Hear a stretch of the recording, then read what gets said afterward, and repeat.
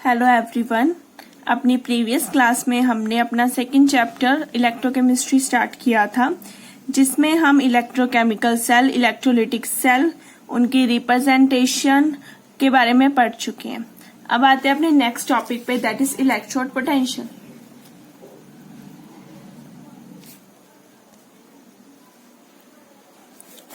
जब last time हमने electrochemical cell पढ़े थे, तब हमने बात की थी कि एक जो हमारी इलेक्ट्रोड होती है जिसकी क्या होती है, ऑक्सीडेशन होती है, और दूसरी जो इलेक्ट्रोड होती है उसकी क्या होती है, रिडक्शन। ऑक्सीडेशन मतलब ऑक्सीडेशन क्या होता है, जैसे हमने जिंक का एग्जांपल लिया था, तो जिंक इसमें चेंज हो रहा था Zn2 पॉजिटिव आयन में, ठीक है। यानी उसने क्या थी, एक की टेंडेंसी क्या थी, इलेक्ट्रॉन को लॉस करने की, दूसरे की टेंडेंसी क्या थी, इलेक्ट्रॉन को गेन करने की थी। जिंक वाले में 2 इलेक्ट्रॉन लॉस हो रहे थे, कॉपर वाली इलेक्ट्रोड वो 2 इलेक्ट्रॉन गेन कर रही थी, और कॉपर 2 पॉजिटिव से कॉपर में चेंज हो रही थी। यानी एक इलेक्ट्रोड की रिडक्शन हुई, एक की क्या हुई, ऑक्सीडेशन। तो अब ये जो उनकी टेंडेंसी है इलेक्ट्रोड्स की लॉस करने की और गेन करने की इलेक्ट्रॉन्स को, इसे हम बोलते हैं उसका इलेक्ट्रोड पोटेंशियल। कब वो लॉस या गेन करती है, जब हम उसे उन्हीं के सोल्यूशन में रखते हैं। जैसे हमने जिंक को जिंक सल्फेट के सोल्यूशन में रखा था, एंड कॉपर इलेक्ट्रोड को हमने कॉपर सल्फेट की यानी उसी के आयन के सोल्यूशन में रखा था। तो जो उनकी जो इलेक्ट्रोड की टेंडेंसी थी इलेक्ट्रॉन को लॉस या गेन करने की, उसे हम बोलते हैं उसका electrode potential, means tendency to loss और गेन इलेक्ट्रॉन्स। जैसे हमने देखा था कि एक की हमारे पास ऑक्सीडेशन हुई और दूसरे की हमारे पास क्या हुई, रिडक्शन हुई, और हमारे पास क्या हो गया, एक करंट मूव करने, क्योंकि इलेक्ट्रॉन का फ्लो हो रहा था, इसकी वजह से हमारे पास करंट क्या हो रहा था, फ्लो कर रहा था। अब इलेक्ट्रोड पोटेंशियल, यहां पर हमारे पास 2 तरह की इलेक्ट्रोड है, तो दोनों का पोटेंशियल भी अलग अलग होगा। एक की ऑक्सीडेशन हो रही है तो उसे हम बोलते हैं उसका ऑक्सीडेशन पोटेंशियल।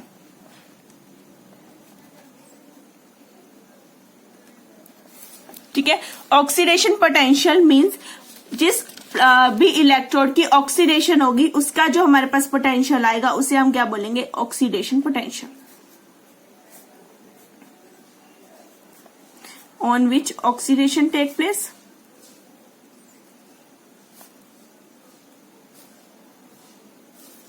और रिडक्शन पोटेंशियल यानी कि जिसकी क्या हो रही होगी, रिडक्शन हो रही होगी, उसका पोटेंशियल।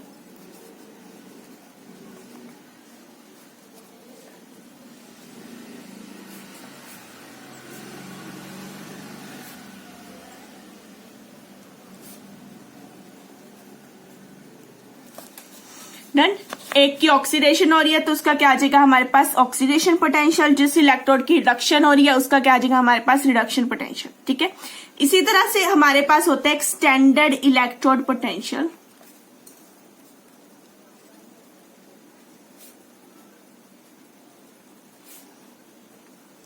जैसे ही नाम पता लग रहा है स्टैंडर्ड, यानी कि कंडीशंस क्या होंगी, स्टैंडर्ड होंगी। अब स्टैंडर्ड कंडीशन क्या होती है, standard condition means 1 atmospheric pressure और टेम्परेचर कितना हो, 25 डिग्री सेल्सियस। ये हमारी क्या स्टैंडर्ड कंडीशंस है। इनके ऊपर जो हमारे पास इलेक्ट्रोड पोटेंशियल होता है स्टैंडर्ड कंडीशन पे, उसे हम बोलते हैं स्टैंडर्ड इलेक्ट्रोड पोटेंशियल, जिसे हम ई नोट से रिप्रेजेंट करते हैं। ठीक है, ये ई हमारा नॉर्मल पोटेंशियल होता है, ई नोट यानी कि स्टैंडर्ड। नोट हमेशा किस टर्म के लिए आता है, स्टैंडर्ड इलेक्ट्रोड पोटेंशियल के लिए। डन। तो अब ये आ गया हमारे पास इलेक्ट्रोड पोटेंशियल, बिकॉज अब हमें इस चैप्टर में आगे जाकर ऑक्सीडेशन पोटेंशियल और रिडक्शन पोटेंशियल के बारे में पढ़ना है। डन। तो जिस भी इलेक्ट्रोड की ऑक्सीडेशन हो रही होगी तो उसका पोटेंशियल क्या होगा, ऑक्सीडेशन पोटेंशियल, और जिसकी रिडक्शन हो रही होगी उसका पोटेंशियल क्या होगा, रिडक्शन पोटेंशियल। और अगर हम इसी चीज को स्टैंडर्ड कंडीशंस में ले ले तो वो क्या बन जाएगा, स्टैंडर्ड इलेक्ट्रोड पोटेंशियल। नेक्स्ट आते हैं अपने टॉपिक पे, दैट इज ईएमएफ। अब ये ईएमएफ क्या होता है, ईएमएफ जो होता है वो होता है हमारा electromotive force.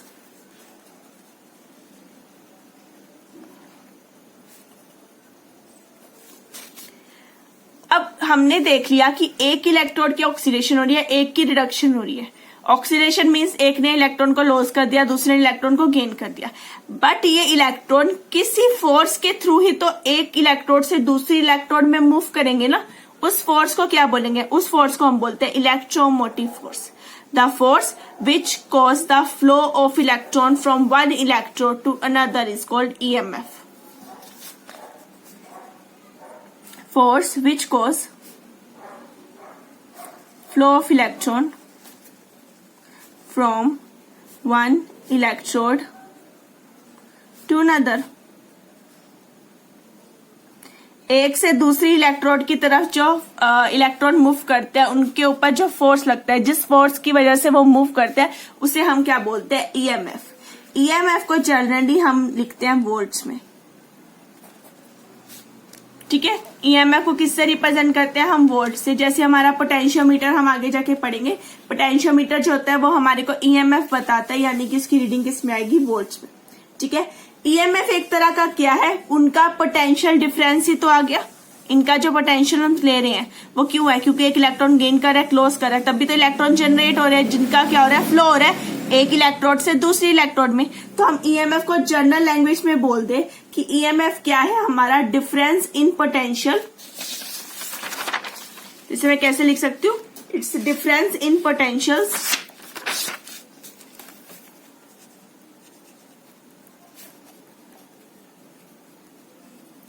which cause flow of electron from higher potential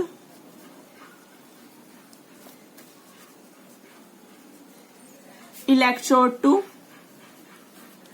lower potential electrode। वो मेरा क्या हो जाएगा? ईएमएफ। ठीक है, और अगर इसी ईएमएफ को आप स्टैंडर्ड कंडीशन पे पढ़ते हैं तो वो क्या बन जाता है? Standard EMF at 25 degree Celsius.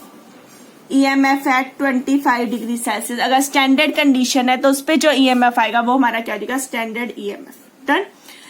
अब ईएमएफ निकालने के लिए हमारे पास सबसे इजी वे जो होता है ईएमएफ निकालने का वो होता है वोल्ट मीटर।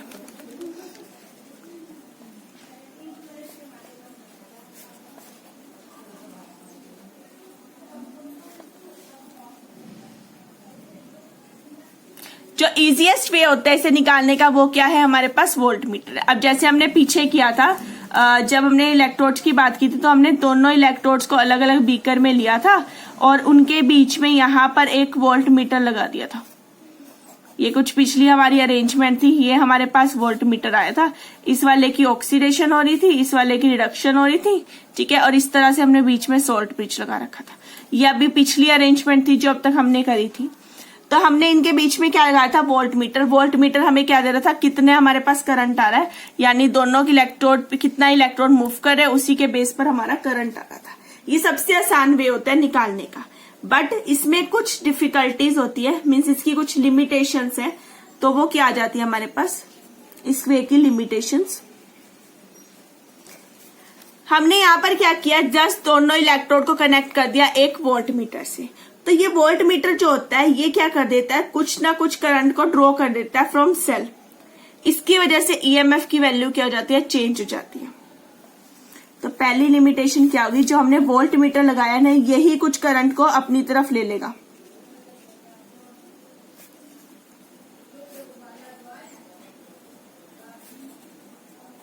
जो सेल है ना हमारा हमने बनाया, उससे कुछ ना कुछ करंट अपने में ले लेगा, जिससे ईएमएफ क्या हो जाएगा? चेंज हो जाएगा।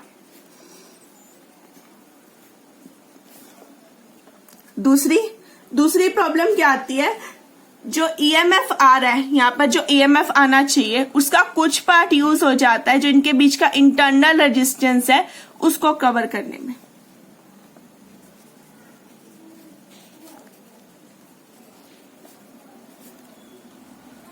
A part of EMF is used to overcome internal resistance.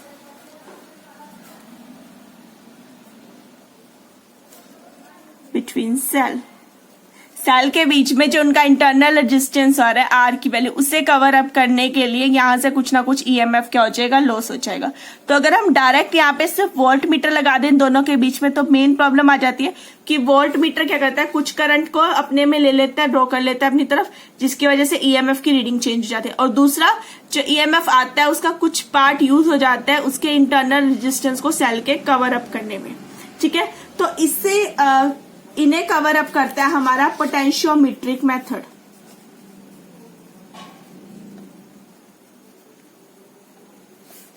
जैसे अभी मैंने पहले बोला था ना पोटेंशियोमीटर यूज करेंगे, इसे हमने लास्ट में स्टडी करना है कंप्लीट पोटेंशियोमीटर को। हम यहाँ पे आते हैं पोटेंशियोमेट्रिक मेथड। अभी जो पोटेंशियोमेट्रिक मेथड होता है इसमें हम क्या करते हैं, हमने यहाँ पर एक वायर ले लिया ए पॉइंट से लेके बी पॉइंट तक, ठीक है। अब ए से बी तक की जो हमारे पास वायर है इसका ईएमएफ नोट करने के लिए यहां पर मैंने एक स्टैंडर्ड सेल लगा दिया, ठीक है। ये स्टैंडर्ड सेल है, ये इसके बीच में, यानी यहां से हम इस वायर की क्या कर लेंगे, वैल्यू को नोट कर लेंगे। यानी इसका जो ईएमएफ है ई of standard, S is standard, ठीक है। ये किसके प्रोपोर्शनल होगा, जितनी इस वायर की लेंथ है is directly proportional to length of A B. ये ए बी के क्या होगा, डायरेक्टली प्रोपोर्शनल होगा। डन। अब हम क्या करते हैं, इस एक पॉइंट पर एक और यहां पर ईएमएफ के लिए सेल लगा देते हैं, वोल्टमीटर, ठीक है। एक और सेल हमने यहां पे लगा दिया। डन। यहां पर हमने लगाया गैल्वेनोमीटर, ठीक है। अब हमें पूरे के पूरे पार्ट पे नहीं लगाना बी तक, हम क्या करेंगे, यहां पर लगाएंगे एक चौकी,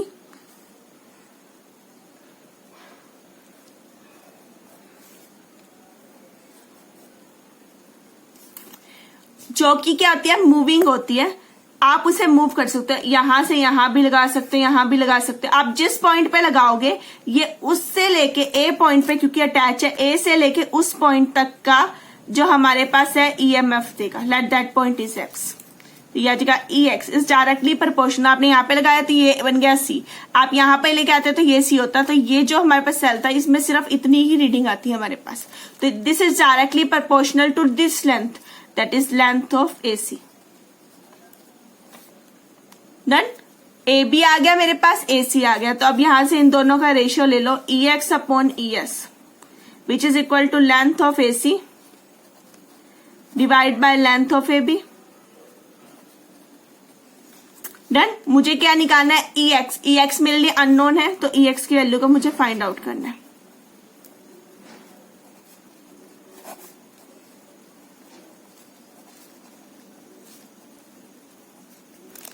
ये आ गया मेरे पास। डन।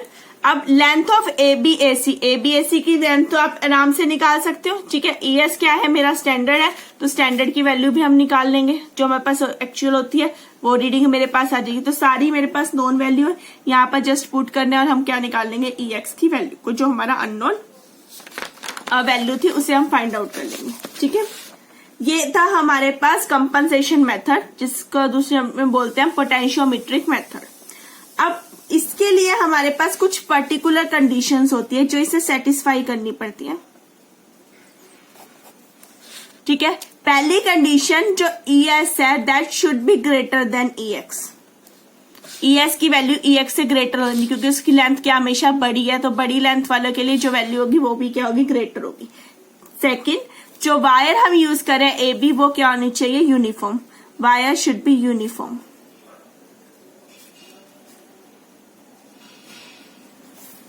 एंड थर्ड, जो हम यहाँ गैल्वेनोमीटर यूज कर रहे हैं ताकि हम करंट को निकाल सकते हैं, वो भी कहना चाहिए हाईली सेंसिटिव होना चाहिए।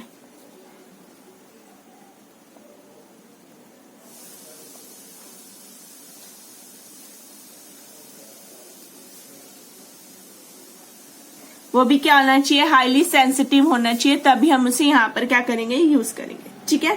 तो ये आ गया हमारे पास मेथड कि कैसे हम ईएमएफ की वैल्यू को फाइंड आउट कर सकते हैं। डन। अब ईएमएफ निकालना है। अब हमने यहाँ पर एक बात करी है स्टैंडर्ड टर्म की, ठीक है। तो जब अगर स्टैंडर्ड ईएमएफ हो सकता है तो ऐसे स्टैंडर्ड सेल भी हो सकते हैं। तो अब आते हैं, हम अब बात करेंगे स्टैंडर्ड सेल की।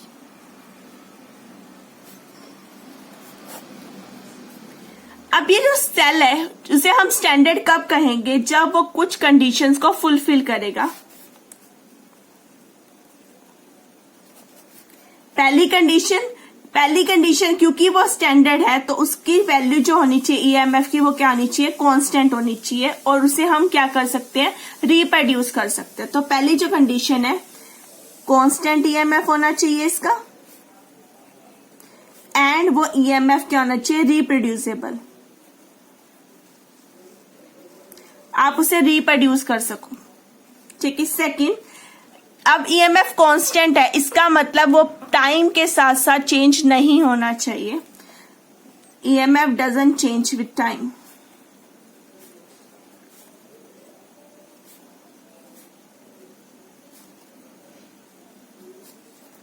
टाइम के साथ उसे नहीं चेंज होना है। ठीक है। एंड थर्ड, जो उसका टेम्परेचर कोफिशिएंट है वो क्या होना चाहिए, लो।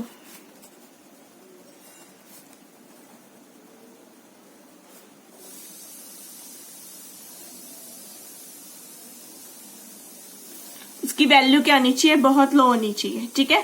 अब कोई भी सेल अगर इन कंडीशंस को फॉलो करता है तब हम उसे क्या बोलेंगे, स्टैंडर्ड सेल। ठीक है।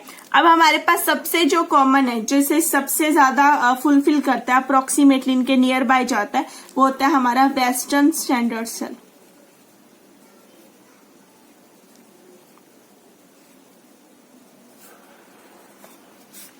ठीक है। अब वेस्टर्न स्टैंडर्ड सेल है, तो अब हम इसकी बात करते हैं कि ये सेल किस तरह का होता है, इसके अरेंजमेंट की बात करते हैं। ठीक है। अब इसके अरेंजमेंट की बात करूं तो मेरे पास यहां पर एक एच शेप की ट्यूब है।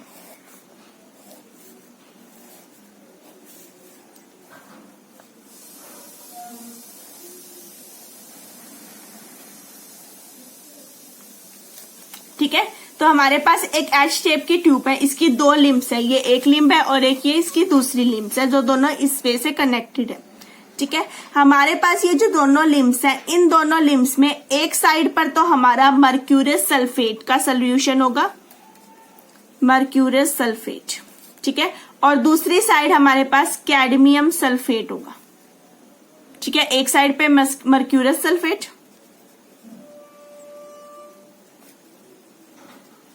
और दूसरी साइड पे कैडमियम सल्फेट का सोल्यूशन होगा। ठीक है।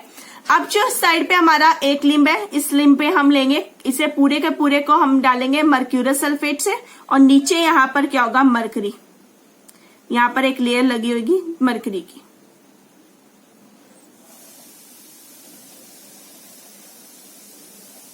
ये मरकरी है। ठीक है। जिस साइड मर्क्यूरियस सल्फेट है उधर मरकरी, और जिधर कैडमियम सल्फेट होगा उधर कैडमियम का अमलगम हम यूज करेंगे। ठीक है। यहां पर हमने ये डाल दिया मर्क्यूरियस सल्फेट, ये उसका सोल्यूशन आ गया।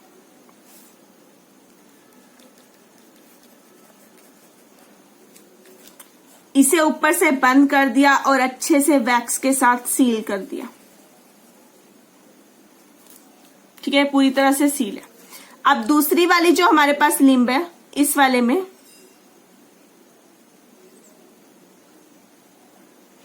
यहां पर हमने कैडमियम का अमलगम यूज करना है।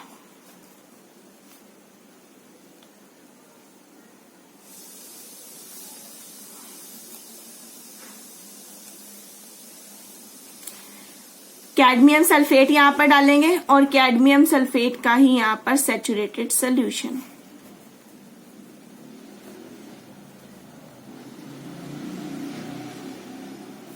ठीक है।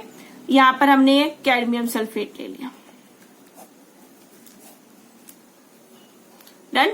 इस वाली साइड को भी अच्छे से बंद कर दिया और वैक्स के साथ सील कर दिया। Done.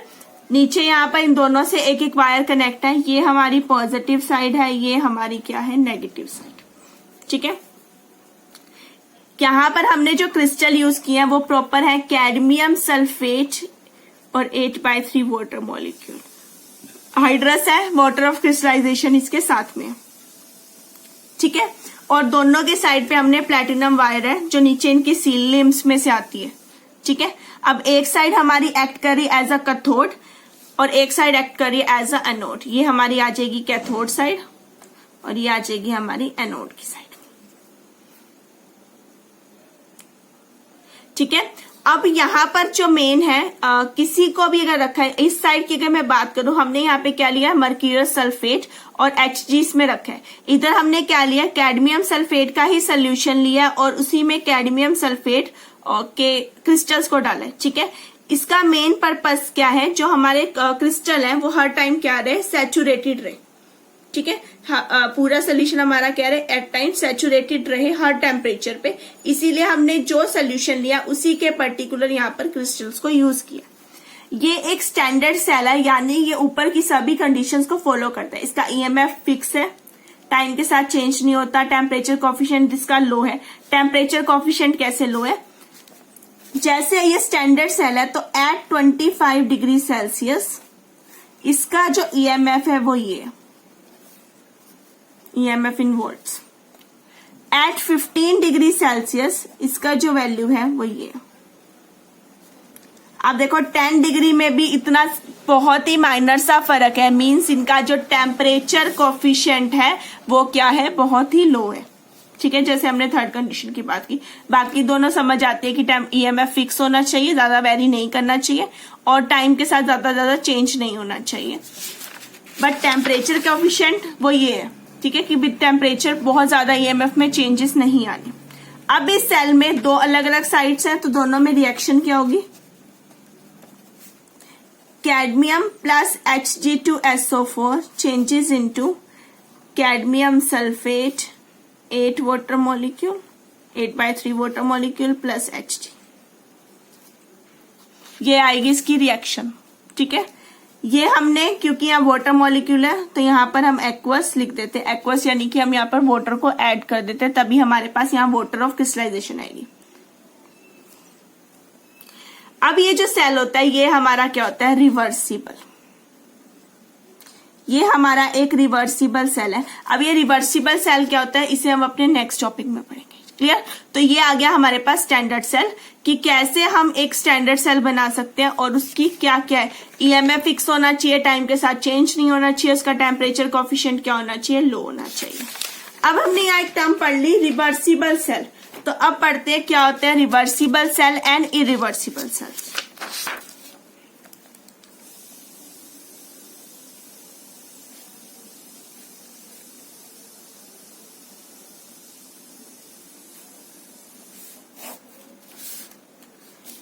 Reversible cell and irreversible cell की बात करें। अब अगर कोई सेल को रिवर्सिबल होना है तो उससे पहले हम बात करते हैं रिवर्सिबल टर्म में। रिवर्सिबल प्रोसेस हमने पढ़े हुए हैं। ठीक है, रिवर्सिबल प्रोसेस वो थे जो इनमें क्या था, इनफाइनाइटली स्मॉल चेंज हो। आपने थर्मोडायनेमिक्स में भी ये पढ़ा था, थर्मोडायनेमिक में भी रिवर्सिबल प्रोसेसेस के बारे में पढ़ा था, जिनमें क्या होता है इनफाइनाइटली स्मॉल चेंज हो।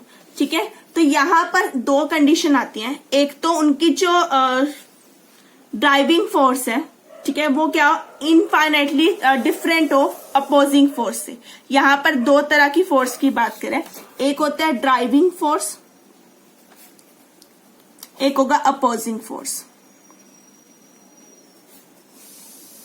तो पहली कंडीशन इनफाइनाइटली स्मॉल डिफरेंट होनी चाहिए इस अपोजिंग फोर्स से, यानी ये दोनों में बहुत ही माइनर सा डिफरेंस होना चाहिए। Means driving force is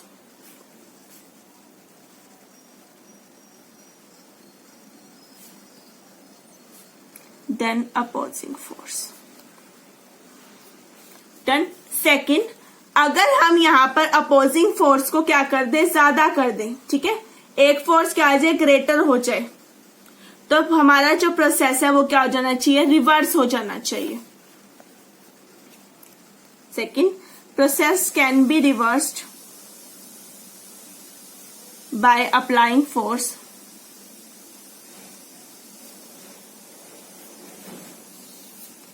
infinitely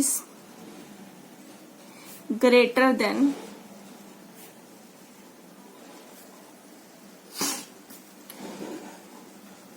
force already acting।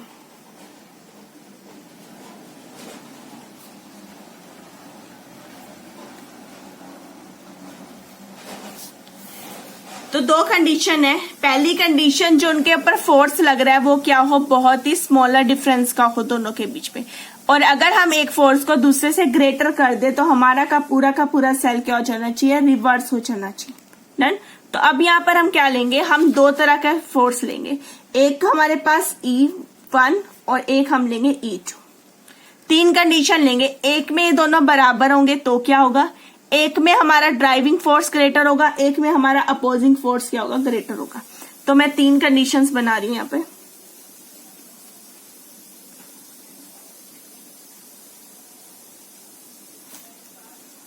मैंने अभी कोई नहीं लगाई इसमें डिफ्लेक्शन के लिए, अभी जस्ट सिमिलर सी 3 कंडीशंस बना दी।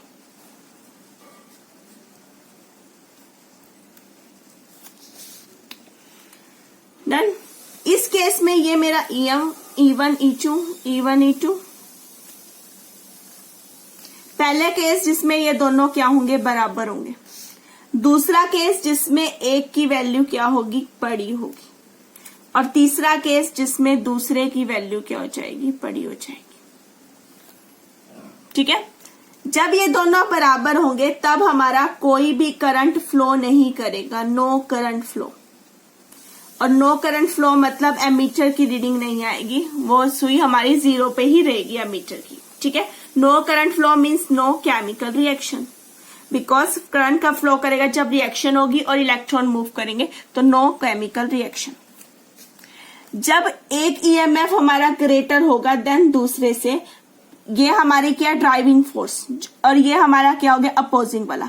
ड्राइविंग क्या है, हमारा ग्रेटर है, इसका मतलब रिएक्शन होगी, और किस डायरेक्शन में होगी, फॉरवर्ड डायरेक्शन में।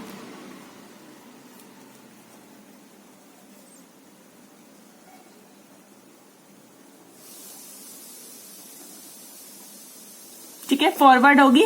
और करंट क्या होगा, करंट फ्लो करेगा बट बहुत ही स्मॉल।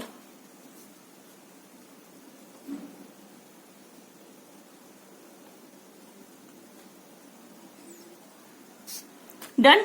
तीसरा केस हमने यहाँ पे क्या किया, अपोजिंग फोर्स को क्या कर दिया, ग्रेटर कर दिया। तो अब करंट क्या करेगा, अपोजिट फोर्स में मूव करेगा।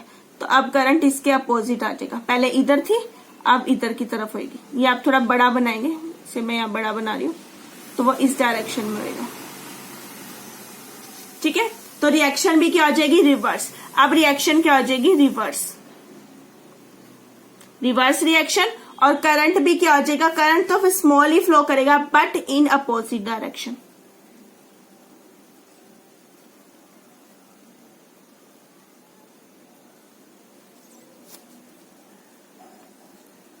Opposite direction. डन। तो ये आ गया मेरे पास रिवर्सिबल सेल। अब ये रिवर्सिबल सेल जैसे हमने पीछे पढ़ा, जो हमारा वेस्टर्न स्टैंडर्ड सेल है वो भी एक तरह का क्या है, रिवर्सिबल सेल। बट हम यहाँ सबसे कॉमन एग्जांपल लेते हैं हमारे डैनियल सेल का। डैनियल सेल यानी कि हमारा जिंक वाला सेल। ठीक है, जिसमें जिंक और कॉपर की रिएक्शन हुई थी और चेंज हो रहा था zinc two positive plus copper. सबसे कॉमन रिएक्शन है, हर बार हम यही पढ़ते हैं। इसकी ऑक्सीडेशन हुई है, इसकी रिडक्शन हुई है। ठीक है।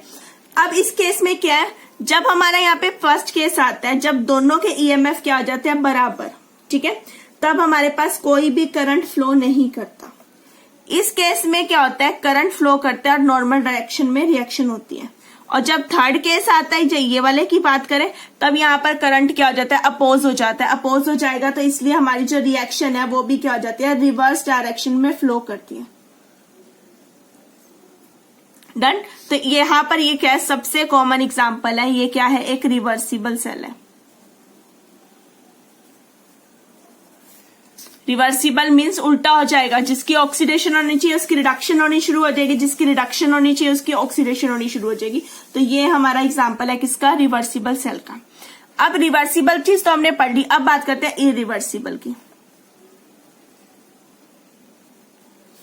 अब इरिवर्सिबल सेल को सबसे पहले एक एग्जांपल से देखते हैं। उसका जो एग्जांपल होता है उसके लिए हम क्या करेंगे, एक जिंक रोड लेंगे और एक लेंगे हम सिल्वर की रोड, और इसे हम डिप करेंगे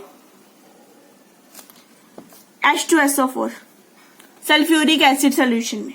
ठीक है, उसमें हम इसे डिप करेंगे। तो यहाँ जो रिएक्शन होती है वो होती है Zn plus H2SO4 changes into ZnSO4 plus H2। यहाँ पर जिंक Zn2 पॉजिटिव में चेंज हुआ, यानी कि इसकी क्या हुई, ऑक्सीडेशन हुई, और इसकी क्या हुई, यहाँ पर रिडक्शन हुई। ठीक है, तो एक की ऑक्सीडेशन होगी और एक की रिडक्शन होगी। अब हम यहाँ पर क्या करेंगे, तीनों केस लेंगे, एक बार ये केस, एक बार ये और एक बार ये। पहले केस में करंट फ्लो नहीं करता, दूसरे केस में हमारी नॉर्मल रिएक्शन होती है। ठीक है, और अगर हम यहाँ पर सिल्वर वाले की बात करें तो सिल्वर वाले के केस में कुछ ऐसी रिएक्शन होगी। अब जिंक को डिप किया तो ये रिएक्शन थी। अगर सिल्वर वाले इलेक्ट्रोड की बात करें तो हमारे पास ये रिएक्शन होती है। ठीक है, अब यहां पर इसकी क्या हो रही है, ऑक्सीडेशन, और दूसरे वाले की क्या हो रही है, रिडक्शन। सेम है जैसे ऊपर वाला था जिंक वाला और ये सिल्वर इलेक्ट्रोड के लिए। ठीक है, अब हम करते हैं ये केस, दोनों ये तो चलते ही हैं। ठीक है, बट इस केस में क्या था, जब हमने दूसरी डायरेक्शन में लगाया तो हमारा पूरा का पूरा प्रोसेस क्या होना चाहिए था, रिवर्स हो जाना चाहिए था। जब आप ये केस करते हो यानी कि अपोजिंग फोर्स को थोड़ा सा ग्रेटर कर देते हो देन ड्राइविंग फोर्स, तब यहां पर हमारी कंडीशन रिवर्स नहीं होती। कंडीशन रिवर्स होने का मतलब क्या, रिएक्शन रिवर्स। तो रिवर्स रिएक्शन क्या होनी चाहिए, एक्चुअल रिएक्शन क्या है मेरे पास, यहाँ पे Zn plus 2H positive changes into Zn2 positive plus H2। तो रिवर्स रिएक्शन क्या होती, रिवर्स ये थी,